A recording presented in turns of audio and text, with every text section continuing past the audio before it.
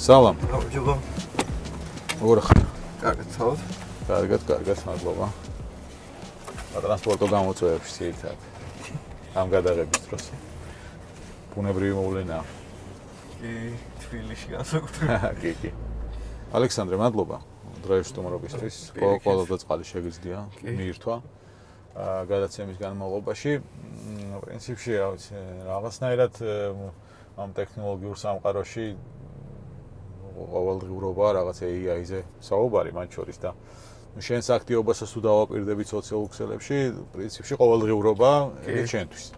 ხო და პირდაპირ AI-ით მინდა დავიწყო და რაღაცა დავყოთ, ასე თქო, ჩვენი საუბარი თავებად AI და შრომის ბაზარი, მაგალითად, რომელიც ძალიან აქტუალურია.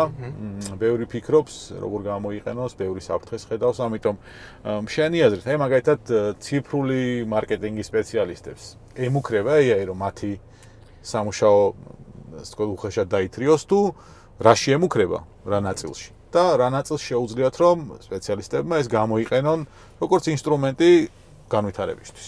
კი, ბატონო. კარგი შესავალია ზუსტად. ვფიქრობ, რომ იმათ ემუქრებათ, ვინც არ იყენებენ საერთოდ, ან არ იციან სწორად გამოყენება. მაგალითისთვის არის ხალხი, რომელიც ისე უშვებს რეკლამას ციფრულ მარკეტინგში, რომ ბევრ რაღაცას არ აკვირდება. სტატისტიკას არ უყურებს, მონაცემებს არ უყურებს, უბრალოდ დინებას მიყვება რეკლამის კუთხით. მაგ ადამიანებს ემუქრებათ. იმიტომ რომ ისინი მარტივად შესაძლებელები არიან, რადგან ისედაც მათი სამსახური იყო რუტინა და კონკრეტულად ერთი მიმართულებით სიარული. მაგრამ ხალხი, რომელიც იყენებს უშუალოდ ჩართული აქვს თავიანთ საქმეობაში, აი მაგალითად დაახლოებით 2 წლის წინ ერთ-ერთ კომპანიაში სარეკლამო ანგარიშში მოვახერხეთ, რომ ChatGPT ადმინად ყავდა.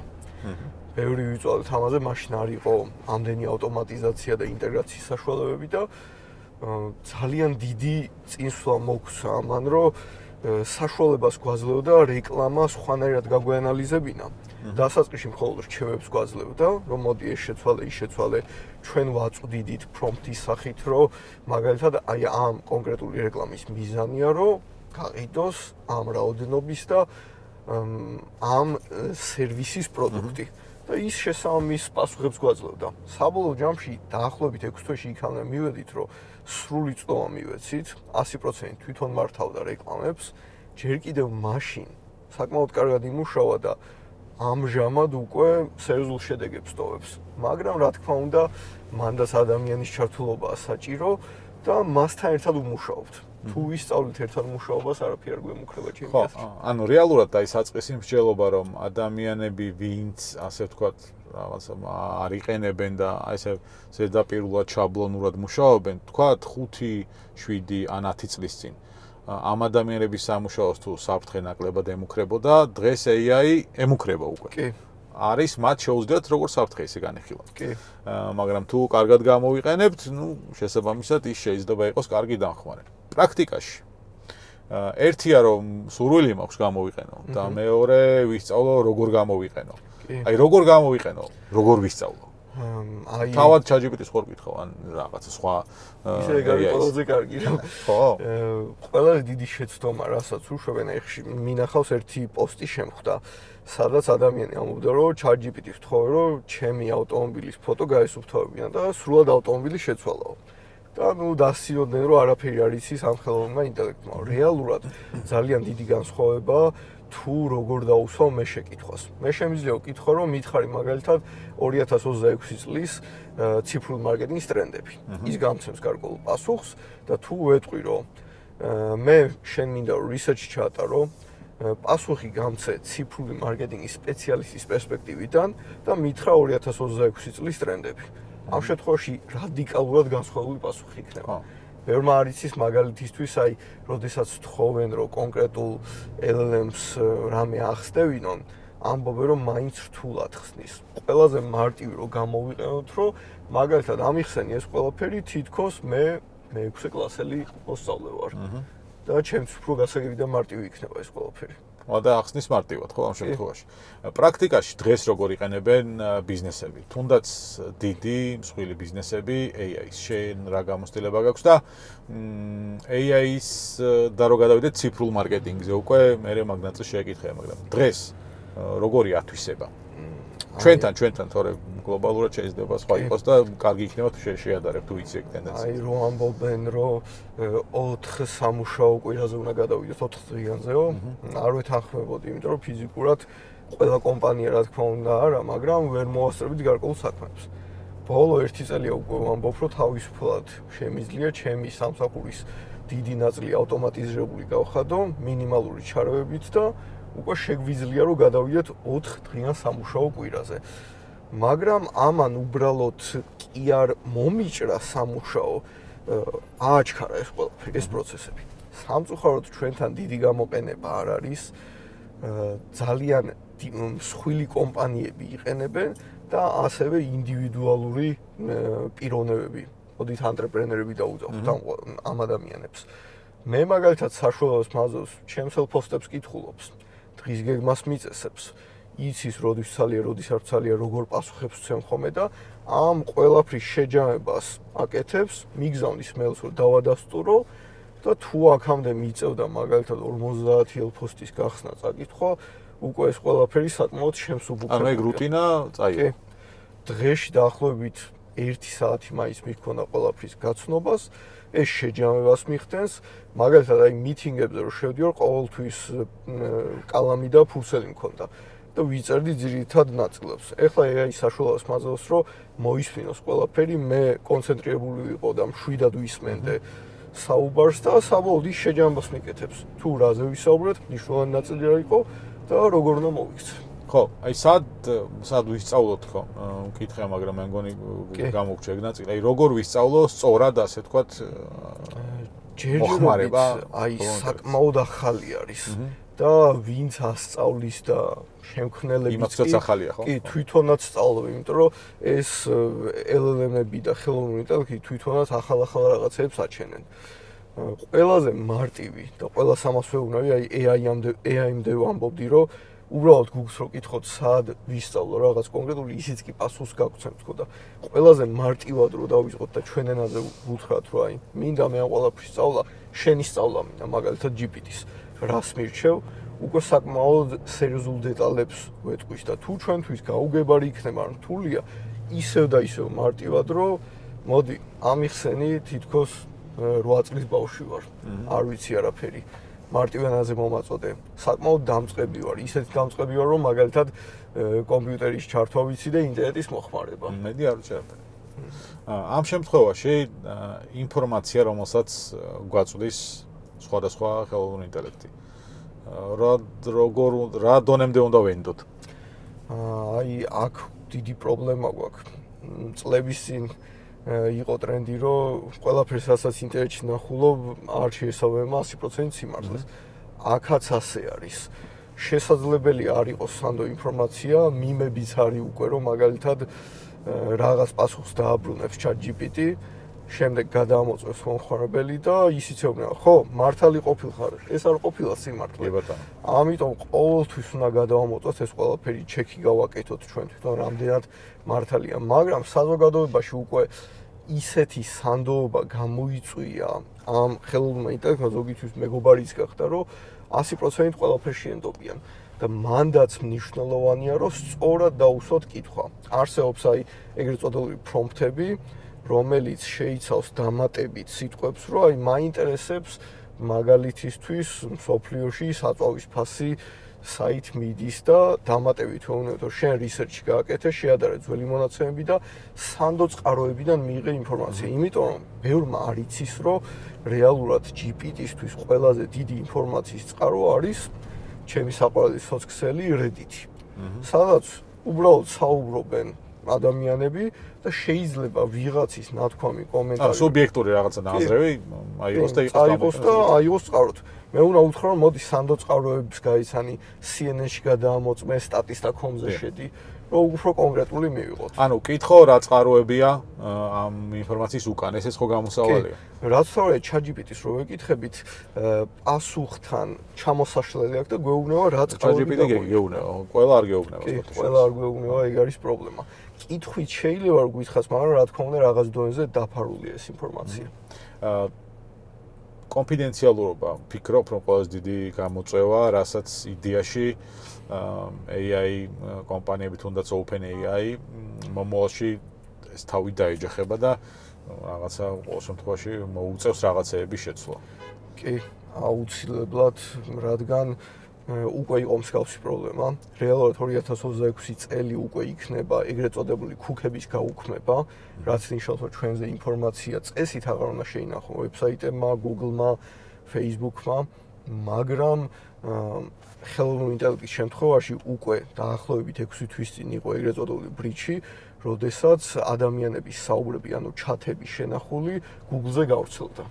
და საჯარო იყო ეს ინფორმაცია და ბევრს პანიკური შეტევა ჰქონდა, იმიტომ რომ ხალხი პირად ინფორმაციას ავრცელებდა და ეხლა უკვე თვითონ OpenAI-მ და სხვა AI კომპანიებმაც თქვენს რომ არ გაუზიაროთ თქვენზე ინფორმაცია, თქვენი ჯანმრთელობის მდგომარეობა, სახლის მისამართი და ბევრი სხვა დეტალი.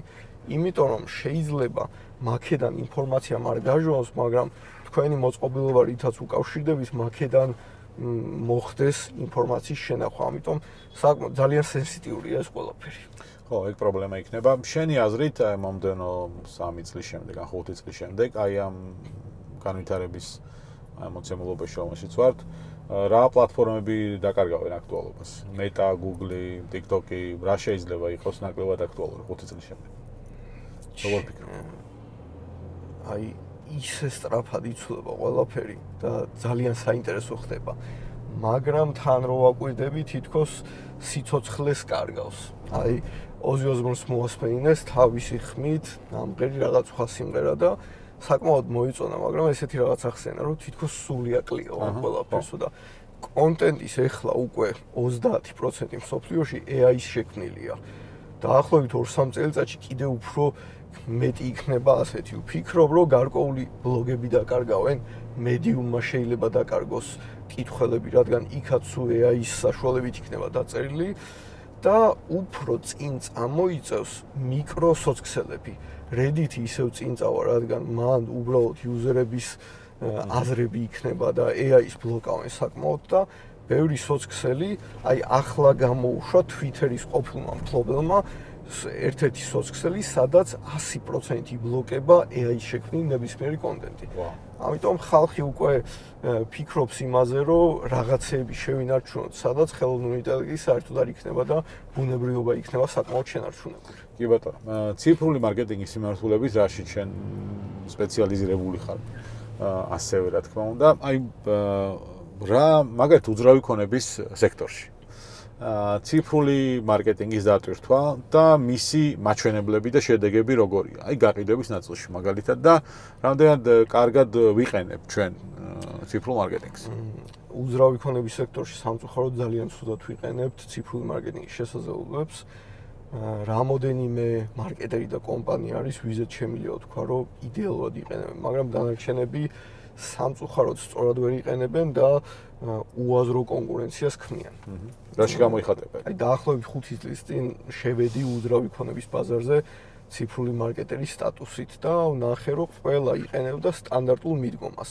რეკლამებს უშვებდნენ, სადაც იყო მხოლოდ შეთავაზება და ერთადერთი მომხმარებლის მხრიდან იყო საჭირო მესიჯზე ღილაკის დაჭერა, ან უბრალოდ დარეკვა, რომ გამარჯობა, მე ბინის შეყიდვა მინდა. ეს რა თქმა უნდა შედეგს იძლეოდა ყოველთვის, მაგრამ ჩვენ გვქონდა ესეთი სურათი, რომ 100,000 კაცს ვაჩვენებთ და ამ 100,000 კაციდან თუ გაგვიმართებოდა ვიღაც ხუთს, ვისაც აინტერესებდა, ეგენი იღებდნენ მონაწილეობას ბინის ყიდვაში. შეცვლა და ასე ვთქვათ, ახალი სტრატეგია ის შემოვიტანე, რომ დავიწყეთ უფრო პერსონალიზებული რეკლამების გაშვება, უფრო მეტი მონაცემების გამოყენება დავიწყეთ. ჩვენი მაგალითად ძველი კლიენტების მონაცემები ავიღეთ, მივაწოდეთ ყველა სოცქსელს, Google-ს და ვეცადეთ, რომ მათი მსგავსი ხალხი მოგვეძიებინა. ანუ დავიწყეთ რეკლამის ჩვენება უფრო პატარა სეგმენტისთვის, მაგრამ ისეთი სეგმენტისთვის, რომელსაც ნამდვილად აინტერესებს ჩვენი პროდუქტი. აი რიჩს ვეძახით Facebook-ზე, წვდომას ხალხზე. ეგ წვდომა თუ მილიონი ქონათ ხვებს, ჩვენ დავიყვანეთ 100,000-მდე, მაგრამ იმ 100,000-დან კონვერსია უფრო მაღალი გქონდა, რადგან ზუსტ აუდიტორიაზე გავდიოდით. ხო, მაგან დაზოგა ფინანსური რესურსიც? კი, ფინანსური რესურსი დაზოგა და რაც თავარია, კონკურენცია ნაკლები იყო ჩვენთვის იმ კუთხით, რომ თუ სხვები ზოგად მასაზე უშვებდნენ ან რეკლამას, ჩვენ კონკრეტულზე უშვებდით, რომელზეც არც ერთი კომპანია არ იღლიდა, ასე ვთქვათ, ნერვებს და თავს და უკონკურენციოდ შევდიოდით, უფრო იაფი გვიждდებოდა თითო კლიენტის გამოხმაურება. ციფრულ მარკეტინგს რა როლი აქვს ბიზნესების გლობალიზაციაში, ანუ ქართული ბიზნესების გლობალურ ბაზარზე, ვთქვათ, ბრენდად პოზიციონირებაში? აი ბევრმა ბიზნესმა და საკმაოდ წარმატებულმა საქართველოში არ იცის SEO-ს გამოყენება. თუ როგორ გამოვჩნდეთ Google-ზე, როდესაც მომხმარებელი მოძებნის. აქ ტექნიკური საკითხებიც არის და რა თქმა უნდა, ბრენდის კუთხითაც საჭიროა, რომ მე თუ მაგალითად საქართველოსთან რამეს ვსერჩავ ლოკალურ ბიზნესს, ის ლოკალური ინფორმაციას მაწვის, მაგრამ თუ მე მაგალითად გერმანიიდან მოვძებნი რამეს, ის აქედან შეიძლება აიღოს ინფორმაცია, მაგრამ ისე გამოაჩინოს გერმანელისთვის, რომელიც მისთვის არარელევანტური იქნება. ანუ საჭიროა სწორად ვაჩვენოთ ეს ყველაფერი. ძალიან დიდი როლი აქვს, ვფიქრობ, იმიტომ რომ ბევრი ბრენდი ვიცი, რომელმაც ცადა უცხოეთში გასვლა და ფიზიკურად ვერ გავიდა, სწორედ ამ პრობლემის გამო, რომ თავისი ციფრული არსებობა ვერ გადაიტანა უცხოეთში, ვერ მოარგო მათ ბაზარს. ბევრი ფიქრობდა, რომ სისტემამ არ მისცა საშუალება, რეალურად ისინი იგივე მეთოდებს იყენებდნენ, რასაც საქართველოში იყენებენ. და რატომ არ ვიყენებთ ამ სერვისებს, ასე ვთქვათ, ბიზნესები ძვირია? თუ ცოდნის ნაკლებია? რეალურად აი მეტად თვლის, რომ საქართველოში არსებობს 20,000 ადამიანი, რომელსაც შეუძლია Facebook-ის ბიზნეს სარეკლამო ანგარიში სწორად გამართვა. და ფიქრობს, რომ 5,000 კაცი არსებობს საქართველოში, რომელსაც შეუძლია ამ ყველაფრის ძალიან კარგად მართვა. სამწუხაროდ კადრების ნაკლებობა გვაქვს, დიდი კომპანიები მართლაც სანთლით ეძებენ კარგ სპეციალისტებს ამ კუთხით და ასევე ფინანსური საკითხი, იმიტომ რომ ხალხი, რომელმაც ეს ყველაფერი კარგად იცის, უფრო დიდ თანხაზე მუშაობენ და მაგალითად 2 ან 3 პროექტზე მეც ერთდროულად ვერ იღებენ. იმიტომ რომ ცოტაა თან ეს ხალხი. ეგ ხო არ ქმნის თან რაღაც დაბრკოლებას მცირე და საშუალო ბიზნესისთვის, იმიტომ რომ მათ რეალურად უძირდებათ მაგნაწილში სერვისი. აი რომ ციფრული მარკეტინგი ვერ პოულობენ, იმიტომ რომ ვიღაცები, ვინც არიან დიდ კომპანიებს ემსახურებიან პირობითად, აქვთ რაღაც სხვა პროექტები, დაკავებულები არიან და ნუ ქვევით ბაზარზე არავინ არ არის. რეალურად ძალიან გვაკლია ამ კუთხით განათლება, რომ რა მოვალეობა აქვს ციფრულ მარკეტერს. ჩვენს ქვეყანაში არსებობს 2 სახის ციფრული მარკეტერი. ერთი, რომელიც ცოტა მორუსულ სიტყვას გამოვიდნენ, ყველაფერში კი არის. მეორე, რომელიც მაგალითად კონკრეტულ მიმართულებას აკეთებს. მე მაგალითად ედვარდაიზერი ვარ. ბევრი პატარა დიდი კომპანია შეცდომაში შედის, რადგან გქონიათ, რომ მაგალითად ციფრულ მარკეტერმა ეს ყველაფერი უნდა გააკეთოს აუცილებლად ყველაფერი. რილსებიც უნდა გადაიღოს და ვიდეოც უნდა გადაიღოს, ტექსტიც უნდა დაწეროს, მესიჯებზეც პასუხი უნდა გასცეს და ცრუ წარმოდგენა აქვთ. შემდეგ ღიზიანდებიან ამაზე დამკვეთები და ვერ ხვდებიან აი სტუდენტი მყოლიან, ერთ-ერთი კომპანიის ფლობელი იყო და კურსი რო დამთავრდა, მითხრა, რომ აქამდე ყველა ციფრული მარკეტერი აფერისტი მეგონა, იმიტომ რომ მეგონა რომ ყველაფერი უნდა გაეკეთებინათო და რო არ აკეთებინო ვიდეოს არ იღებდნენ, ყავას არ მიდუღებდნენ, ფიქრობდი რომ უბრალოდ მუშაობა ეზარებოდათ. თუმე ძალიან დიდი სფერო ყოფილაო. სხვაგან არის საქმე, ხო? ამ შემთხვევაში. ციფრული მარკეტინგის სწავლა ისევე ეს დაუბრუნდეთ, შეგვიძლია ეს დახმარებით. თუ აუცილებელია რაღაც მაინც. ზოგადად ჩემი მოწოდება არის, რომ ყველაფრის სწავლა შეიძლება ონლაინ სრულიად უფასოდ. იმის მიხედავად, რომ კურსები მაქვს და ჩემს სტუდენტებს ვეჩხუბები აქ რატო ვიხართ მეთქი, ერთ-ერთ გამართლებას ვამბობ, რომ აი თუ ვფიქრობ, რომ რაღაც დონეზე მიხვები და ვეღარ ვითარდები, კი, კურსი აიღე, მაგრამ დამწყების დონეზე მაინც უნდა მიხვიდე თვითონ, რომ ადეკვატურად შეძლო კონკრეტული კურსების შეფასება. რადგან სამწუხაროდ ბევრი აფერისტები ყავს, ბევრი არაფერს არ ასწავლის და ფულს იღებს და საჭირო რაღაც დონეზე მივიდეთ თვითონ და ვისწავლოთ. რა თქმა უნდა, AI ამ ყველაფერში დაგვეხმარება ელემენტარულად, რომ ჩავუგდოთ კონკრეტული მენტორის პროფილი, კურსის აღწერა, ლინკი და უთხრათ, რომ შემიფასე, ფიქრობ, რომ ეს ვიყიდო, მაგაზეც კი გაგცნობს პასუხი. ხო, ან დაგვეხმარება რაღაც შერჩევაში, ხო, ადეკვატური პასუხის მიღებაში. ინვესტიციების დიდი წილი მიდის AI-ში 50%-ზე მეტი იყო თუ არ ვცდები გლობალური ინვესტიციებისა, რომელიც წაიღო AI კომპანიებმა. რაღაცა შენ ხო არ ხარ ინვესტორი ამ მიმართულებით, ეგ ერთი კითხვა, რამდენად გაინტერესებს ეს მიმართულება, არის თუ არა შენ ინტერეს სფეროში და რაღაც ბუშტი ხო არ არის სპეკულაციური, როგორ ფიქრობ? აი ბუშტს კარგი შეფასება ასე თუ ისე ვიტყოდი, იმიტომ რომ ეხლა ყველაფერში AI არის. ჩემი სარეცხის მანქანაც AI არის და არ ვიცი დღეში 3 გიგაბაიტ ინფორმაციას გზავნის სადღაც და რა ინფორმაციას გზავნის არ ვიცი. კაცმა არის. ხო, ინვესტორი დიდი სიამოვნებით ვიქნებოდი. პირადად მე ChatGPT-ის მსგავსი აგენტი ჩემი სახლის სერვერში მყავს ჩასმული და ჩემი პირადი ბიზნესების ვიყენებ და გარკვეულ რაღაცებში ვტესტავ. ისეთ რაღაცებში, რაშიც მაგალითად GPT შეზღუდვას მაძლევს. მაგალითად ეხლა GPT თქვა, რომ სამედიცინო რჩევებს აღარ ვიძლევითო, იმიტომ რომ ერთ-ერთი ადამიანი გარდაიცვალა მაგ რჩევის გამო და ან გაფრთხილება მიიღო, რომ იცი რა მე ექიმი არ ვარ და არ გაითვალისწინო ეს ყველაფერი. მაგ კუთხით ვტესტავ გარკვეულ რაღაცებს. უფრო მაღალი ავტომატიზაცია მინდა გავაკეთო, რომ ჩემი საქმე არა მინიმალურამდე, არამედ რუტინული საქმე 100%-ით გადავაბარო და მე უკვე სხვა რაღაცებზე ფიქრი დავიწყო. ძირითადად ეგ უფრო მაქვს მიზანი, რომ ჩემი ასე ვთქვათ, სამუშაო ცხოვრება სხვა მიმართულებით წავიყვანო და იქ მიდიოდეს ყველაფერი ისე როგორც არის. როგორ გავექცეთ ამ AI რეალობას თუ ვერ გავექცებით ჩვენი აზრით? ჩემი აზრით ერთ-ერთ გადაცემაში ვიყავი, როგორ მოვახერხოთ, რომ ჩვენი ინფორმაცია არ წაიღოსო ინტერნეტმაო და ჩემი აზრით ახლა ერთ-ერთი გამოსავალია ან ფანრიანი Nokia ვიყიოთ, ან გადავაგდოთ და თავზე ფოლგა შემოვიკროთ. ერთ-ერთი გამოსავალი ეგ არის. ან ჩვენი ცხოვრების ნაწილი უნდა გახდეს, ან უბრალოდ ჩავიკარგებით ამ ყველაფერში. ნუ სრულად თქვა თუ არის მაშინ ტექნოლოგიები. თორემ მეტი გზა არ არის ფიზიკურად. ხო, ანუ ნაწილობრივ თქმა არ შველის რა. კი, აი კურსფეილის წინასწარ მეტყველები მიყვარს ხოლმე ეს Google-ის ინჟინერი არის, ყველაფერი ახდა რაც თქვა და ერთ-ერთი იყო რომ ჟურნალებში გამოჩნდებაო რომ AI არისო წლის CEO გახდაო. და ანუ AGI-მდე როდესაც მივალთ Artificial General Intelligence-ამდე უკვე ცნობიერება რო ექნებათ, იმის აი ფიქრო რომ მაგ ეტაპიდან უკვე საკმაოდ დიდი ცვლილება იქნება. ეს ცოტა გადაწიეს წესით უკვე შაშანა ყოფილიყო AGI და ფიქრობ რომ ეგ შეცვლის რადიკალურად ყველაფერს. რა არ ექნება AI-ის არასდროს შენი აზრით? ვფიქრობ რომ რაღაც პერიოდი რაშიც ვერ გაგვიწევს ადამიანებს კონკურენცია, იქნება ის რომ აი მაგალითად AI შემიძლია უთხრა რომ რამე დახატოს შექმნას. ის ამ ყველაფერს ქმნის იმით რომ ადამიანის შექმნილი ნიმუშები აქვს. ნახატები, იდეები, ემოციები, ეგ არ ექნება. რა თქმა უნდა, ეგეც შესაძლებელი იქნება ძალიან მალე, მაგრამ რეალურად თუ ადამიანი შეწყვეტს ამ კონტენტის შექმნას, რისგანაც სწავლობს AI, მან შეზღუდული იქნება ისიც. ხო, ანუ თვით შემოქმედებას გაუჭირდება. ანუ ემპათია ნაწილობრივ აქვს, ხო? ნუ ეხლა ხელოვნურია, მაგრამ ნუ რაღაცეები აქვს რა.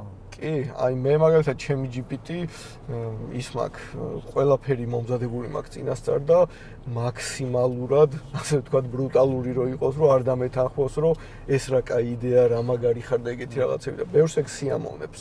აი GPT 4-დან 0-დან რო 5-დან 0-ზე გადავიდით, ბევრ ხალხს პანიკური შეტევა ქონდა, რომ მეგობარი დავკარგეო. იმიტომ რომ 5-დან 0 უფრო მკაცრია. OpenAI-მ თქვა, რომ 4-დან 0 თუ იყო ძალიან მაგარი ჭკვიანი მოსწავლეო, 5-დან 0 უკვე PhD სტუდენტი არისო რა და უფრო სერიოზულ პასუხებს იძლეოდა. პროფესორი გახდა, მე შეგვეჭყუბოს. კი. დოქტორის ხარისხი დაიცავს. მაგემით დაყოფით თუ მიყვებით. პრინციპში ყველა ინდუსტრიაშია, ხო? ანუ ინდუსტრიაში, ასაც ქვია, პრინციპში ყველგან არის რა, სამედიცინო მიმართულებით. კი. ავტო მიმართულებით, ის რა ვიცი. სმარტფონების ყველა მიმართულებით. სამედიცინო მიმართულებით ერთ პროექტზე ვმუშაობთ. მამოლოგიაზე, სადაც რაც გავტესტეთ ნიმუშებზე, ჯერჯერობით 100%-იანი შედეგი დადო, რომ ზუსტად დაწერა მკერდის სიმსივნე იყო თუ არა. და ბევრი ის ქონდა კი სხვადასხვა კლინიკებს დაუკავშირით არა ქართულ სამწუხაროდ აქვე მოახერხეთ შეთანხმება და ეს ნიმუშები რომ მივეცით ანუ ბევრი კვლევის ნიმუში მიეცით და ყველა ისწავლა და ეხლა უკვე მალე დავიწყებთ ახლებზე გატესტვას ანუ რეალურად სადაც შედეგი არ ვიცით ექიმიც რა თქმა უნდა იტყვის თავისას და ეს ხელოვნური ინტელექტიც თავის აზრს დადებს ჯერჯერობით ნიმუშები რაც მივეცით პასუხის გარშე 100% იყო ყველგან ხო და სოფლიოშიც საკმაოდ იყენებენ რა რეალურად დიაგნოზ თუ დროზე ადრე დასვავს უკვე იქნება დიდი რამ არა მარტო დიაგნოსტიკაში არამედ ფარმაკოლოგიური მიმართულებითაც კვლევების ნაწილში ძალიან მნიშვნელოვანია ის გამოყენება იმ სისწრაფით მედიკამენტები ვერ დარეგისტრირდება და ვერ შეიქმნება რასაც AI გამოიკვლევს თუმცა ყოველ შემთხვევაში რამოდენიმე წლით მაინც დააჩქარებს ამ პროცესს და ბევრ დაავადებას ახდენს სლაიდში და უკვე აღარ გვიწევს ლაბორატორიულად მომავალს გატესტვა ხო და ამიტომ რაღაც 5 შეიძლება 10 წლითაც ადრე მოახერხოთ რაღაც მედიკამენტის შექმნა რომელიც დაგვეხმარება ამა თუ იმ დაავადებასთან ბრძოლაში ხო და მე ვფიქრობ რომ ჟურნალისტიკის ნაწილშიც ბევრ რამეს შეცვლის და უკვე შეცვალა პრინციპში ამ რაღაც რუტინული სამუშაოები თავისკენაც fake news-ები საკმაოდ ხო ეგ პრობლემაა და მაგრამ პრობლემა ის არის რომ ვინმე სხვასაც შეუძლია რომ შექმნას როგორც მესახში სერვერზე მიდევს ლოკალურად ხელოვნური ინტელექტი რომელიც fake news-ებს შექმნა ბოროტი AI გააკეთებს ასე ვთქვათ ბევრი საფრთხეებია საკმაოდ ხო მაგრამ თან აი რაღაცა საფრთხეებთან მიმართებით მაგას არ უკავშირდება მაგრამ შეიძლება ნაწილობრივ იყოს ჩვენც გვხვდება სოციალურ ხო ჩვენთანაც რომ რაღაც ვიდეოა დაგენერირებული რაღაც ფოტოა რაღაც ისტორია რომელიც პირდაპირ AI შექმნილია რის გარჩევაც დღეს მე მგონი რაღაცნაირად შეგვიძლია ალბათ მე ძალიან გაჭირდება მაგის გარჩევაც მაგრამ დღეს ირჩევა ეს ყველაფერი მაგრამ ბევრი ადამიანი ვერ ახერხებს რომ გარჩევს და რაღაც ვინმეს აქვს პასუხისმგებლობა რომ ახსნას ან აი ფინანსური განათლება რომ მნიშვნელოვანია იმისთვის რომ რაღაც ჭარბოალიანი ქვეყანა არ მიიღო და რაღაცა პრობლემები არ იყოს აქედან გამომდინარე ეკონომიკისთვის გრძელ პერსპექტივაში იგივე რაღაცა ვალდებულება აქვს ვინმეს რომ გვასწავლოს ჯერჯერობით არა სორაორი რო გამოუშვა OpenAI უკვე მაგის შექმნილ ვიდეოებს მე ვეღარ ვარჩევ არა და მაგით ვამაყობდი მაგრამ რეალურად ბაბუა ჩემი ბებია ვერ არჩევენ უკვე და ეს დიდი პრობლემაა იმიტომ რომ ერთი ვიდეოც გავრცელა ერთი მოხუცი კაცი ამბობს სადღაც ვენესუელაში წყალდიდობა მოხდაო და ნახე რამხელა ვეშაპინგდია ავტობუსის თავზეო და ანახებენ რომ შეხედე ეს როგორ არჯერა ხშირად ჩვენთან ვირუსულ კონტენტს ქმნიან რომ აი ერთხელ შემხდა ამ ბავშვმა აწყო ეს ქანდაკება და არავინ არ დაუფასა და ყველა აგულებს და ყორჩაღ პატარა და ხო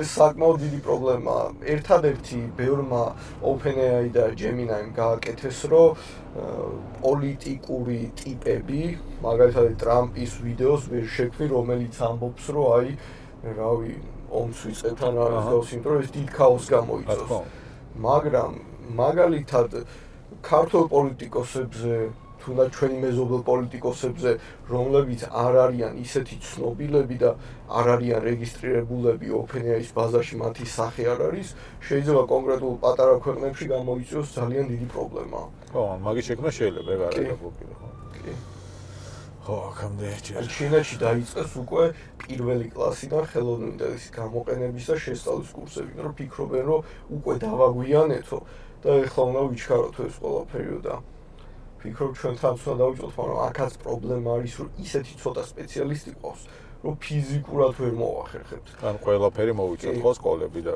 ეს სპეციალისტებიც ამბობენ რომ ჩვენს ისე მიუყვებით ამ ყველაფერს აი გუში რაღაც თვალ შეიცვალა და ჩვენს პარალელურად ვსწავლობთ ძალიან სწრაფად რომ ჩვენც არ ჩამორჩეთო და ვინც საერთოდ არ იცის ეგ ცალკე პრობლემას ქნის კი ბატონო, ხო, სწრაფად ვითარდება ეგ ყველაფერი, ჩვენც რაღაცნაირად დავეწევით ალბათ თავარია. ძალიან არ გაგვასწროს ყურადღებით უნდა ვიყოთ. მადლობა ალექსანდრე სტომრობისთვის. იმედია რომ რაღაც 5 წელიწადში DNG Drive-ის რაღაც AI რობოტი არ წაიღოს.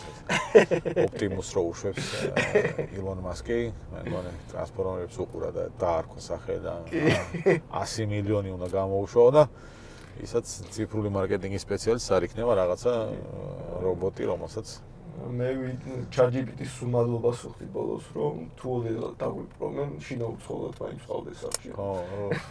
მომიარონ. მომიარონ. აი ხელოვნური ინტელექტის რობოტი, ოპტიმუსი რობოტი რომ ყავდეს ახლა ოპერატორი და მძღოლი კი არ დამყარიავდნენ ამ გზაზე. აი ხა ჩემი ის რობოტი სასრუტი, კამერაცა, ყველაფერი, თუ ვერ ხედავ შუქსაც ინთებს. კაბელს ვეძებდი სახში რამდენი ხანი. სუსტიც მოაქვს. ხოდა ისო სკამის ქვეშ არისო რა. თვითონ როგორ დაინახა არ ვიცი, მაგრამ სკამის ქვეშ არისო მივედი აუწიე მართლა იქ ყოფილა. ვახ, ცოტა საშიშად ჯერს ხომ რაღაცეებ. მადლობა. წარმატებით. ასე.